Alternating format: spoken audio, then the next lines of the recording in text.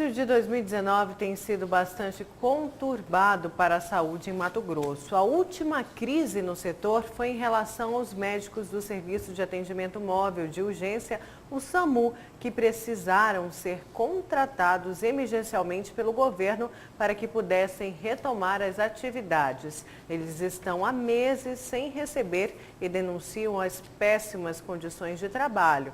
Mas os problemas de saúde não se restringem ao SAMU. E é por isso que nós recebemos ao vivo aqui no Jornal do Meio-Dia o secretário de Estado de Saúde de Mato Grosso, Gilberto Figueiredo. Boa tarde, secretário. Boa tarde, Lúcio. Boa tarde, Nayara. Boa tarde a todos aqueles que nos acompanham no Jornal do Meio-Dia. Secretário, a gente falava aqui agora há pouco do caos financeiro de Mato Grosso. Agora tem uma situação caótica e muito caótica na área de saúde. O que é que precisa ser resolvido antes? O que é mais grave? Ou tudo precisa ir para UTI na mesma hora? Inclusive os contratos de empresas que atuam nessa área de UTI. Mas, infelizmente, não dá para elencar um fato principal, prioritário nesse momento, que existe vários que estão gerando estrangulamento na área da saúde. A exemplo desses que nós percebemos aí recentemente, o SAMU, que estava sendo administrado por uma empresa que sequer tinha vínculo contratual com o governo do estado, com médicos que sequer tinham vínculos com essa empresa, trabalhando um serviço de tamanha importância, um serviço estratégico de emergência, mais de 6 meses sem receber, né? E exemplos que nem esse nós temos vários, como é o caso de home care, como é o caso dos atendimentos nas UTIs dos hospitais regionais, como é a gestão de OS no hospital de Rondonópolis, que já não é mais hoje, hoje já é uma administração que nós assumimos no governo do estado, como é o estado, por exemplo, da gestão do hospital de Sinop. No caso lá de Rondonópolis, só para explorar um pouco mais essa questão, o desperdício não, farra com o dinheiro público, é por aí? Porque reduziu em uma semana 30% os custos globais da unidade. Não, isso não aconteceu. É a meta nossa que nós vamos, com a administração do governo do estado, reduzir no mínimo 30% do custo de um hospital que custa hoje ao estado 9 milhões de reais mês. Quer dizer, reduzir em quase 3 milhões de reais. Muito pouco, exatamente. Então essa é a nossa expectativa, a nossa meta, com a adoção das medidas administrativas necessárias. Estamos renegociando todos os contratos, assumimos de forma definitiva a gestão desse hospital, que tem hoje um dos maiores custos de hospitais no país, comparativamente com demais. É um hospital que custa o dobro do que custa o Hospital de Cáceres e produz a metade do que produz hoje o Hospital de Cáceres. Então nós estamos renegociando todos os contratos de prestação de serviços. Essa semana devemos publicar um processo seletivo de contratação de profissionais para exercer a função dentro do hospital. É um hospital que sequer tinha estrutura organizacional aprovada pelo governo do estado para funcionar. Nós estamos falando de um hospital que tem 120 leitos com aproximadamente 600 servidores trabalhando. Já que a gente ainda está falando do interior, e Sinop também é um polo, uma grande cidade, a segunda maior, né, cidade, e também o hospital de lá precisa de uma atenção grande, né, secretário? Atenção que não foi dada na gestão passada. Sem dúvida.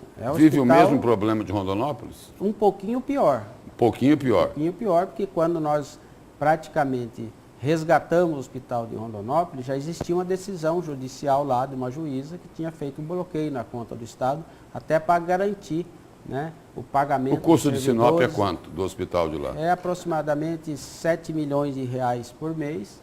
É um hospital que não tem servidor de carreira do estado, só tem contratados pelo Instituto Gerir, e hoje está faltando tudo, né? Está em débito com a maioria dos fornecedores. O estado também é devedor dessa instituição e nós estamos nesse momento fazendo um estudo para tomarmos a decisão no máximo até o dia 30, porque vence o contrato no dia 30 e é um hospital que nós já temos decisão de assumir a sua administração, tal como fizemos no município de Rondonópolis. O senhor fala em débito, falou agora de Sinop, existe um débito com todos os municípios aqui de Mato Grosso, inclusive um grande débito com Cuiabá?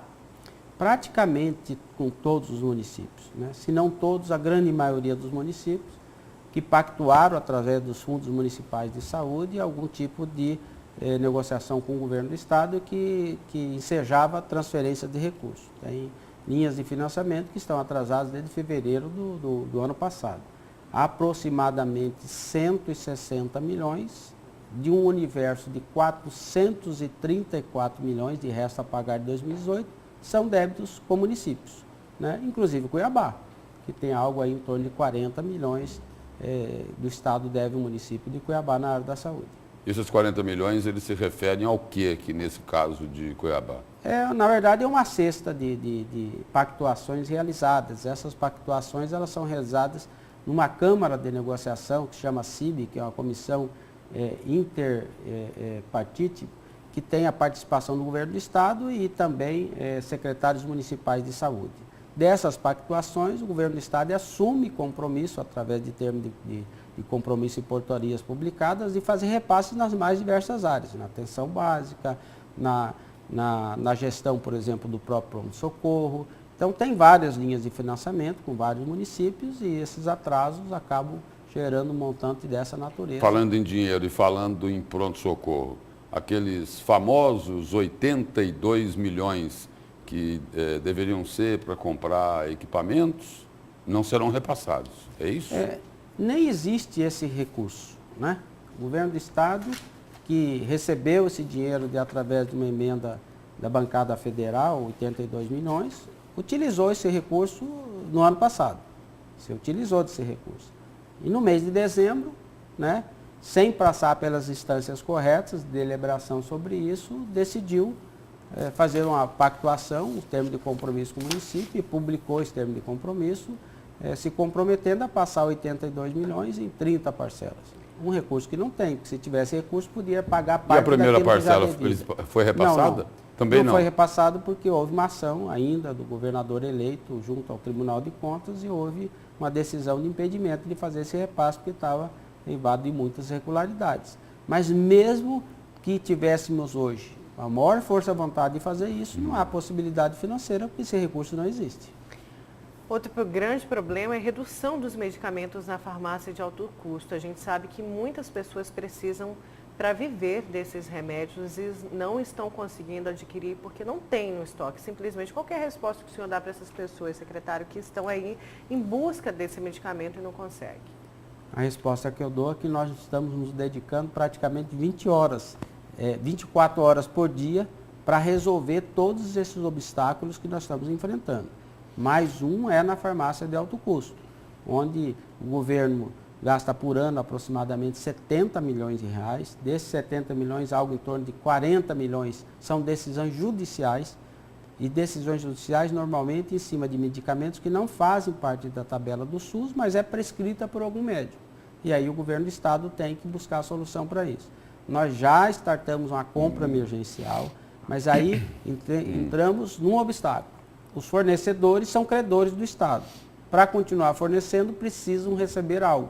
Então, nesse caso da medicação, já existe uma ordem de fornecimento, uma ordem de 7 bilhões de reais para fornecimento de medicamentos. Mas como o fornecedor o Estado tem um passivo com o fornecedor na ordem de 1 milhão e pouco, ele só vai fazer entrega se nós honrarmos o compromisso e pagarmos esse 1 milhão. Estou falando que isso é apenas uma partícula de uma cesta que tem 434 milhões de resto a pagar apenas de 2008 com os fornecedores de toda a ordem. E por enquanto não dá aí para se traçar um planejamento para começar a quitar essas dívidas. Nós já estamos traçando esse planejamento e já estamos elencando as prioridades. Mas é o início de um governo. Nós não tínhamos sequer um orçamento aprovado. Não? Mesmo que tivesse os recursos, não conseguiríamos fazer nenhuma liberação. Os primeiros dias de uma nova administração tem todo um trâmite administrativo para permitir fazer pagamentos, né? A Assembleia Legislativa aprovou na data de ontem, autorizou a liberação de 1/12 da LOA, que é o orçamento. Agora sim, o sistema passa a ser alimentado com as informações necessárias e os gestores vão começar a ter possibilidade de deliberação. Dentro do pouco recurso existente, priorizar para fazer repasse para amenizar essa situação que é o caos geral. Essa casa está bem bagunçada, pelo que a gente pode ver, né? A saúde muito bagunçada. É possível organizar a saúde pública de Mato Grosso nos próximos pelo menos 2 anos, secretário? Essa é a nossa intenção, a determinação do governo do estado, de todo o secretariado, que recebe de forma desconfortável esses obstáculos iniciais, mas nós enfrentamos esse desafio com determinação. Há um propósito claro que a gente mude esse cenário e adotar as medidas administrativas para cada caso é uma determinação do governo Mauro Mendes. Nós estamos empenhados, estamos otimistas que vamos conseguir fazer isso, mas logicamente não é algo para ser feito de curto prazo, precisa ter uma solução financeira para possibilitar acelerarmos esse processo de reconstrução de tudo, mas é um desafio. As pessoas dizem assim, mas o senhor é louco de ter aceitado um desafio dessa natureza. Eu acho que não.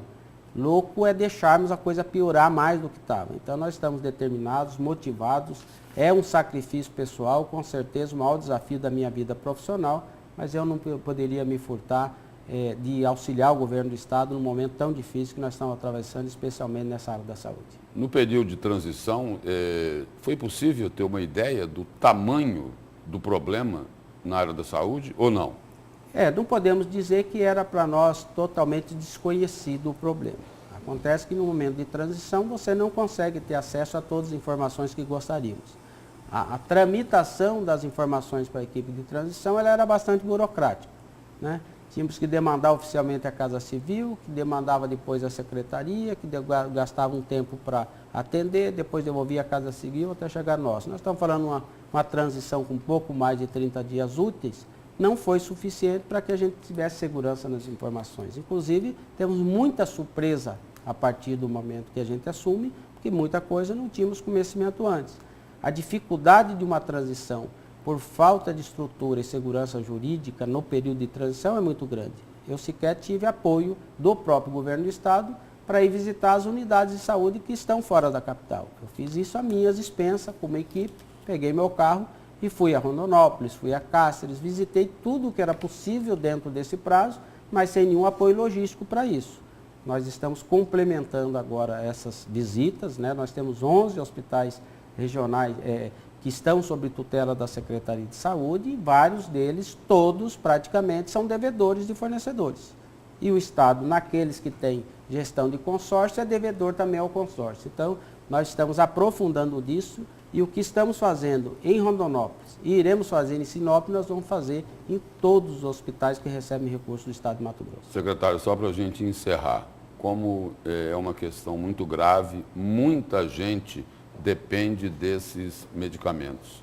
Na farmácia de alto custo, o senhor acredita que dá para regularizar isso até quando? Nós estamos fazendo todo o esforço, uma mega operação para aliviar o mais rápido possível as consequências que é a ausência de remédio. Não faltam todos os remédios, mas basta faltar um para isso gerar uma insegurança e colocar em risco a vida de algumas pessoas. O que nós queremos é que não falte nenhum. Posso assegurar aos senhores que nós não estamos descansando um único minuto para vencer esses obstáculos, convencer, negociar com os fornecedores que deem um crédito ao novo governo para que nós possamos buscar essa solução o mais rápido possível. Secretário, obrigado pela presença e pelas informações aqui no Jornal do Meio-Dia. Eu é que agradeço. Obrigada, secretário. Obrigado.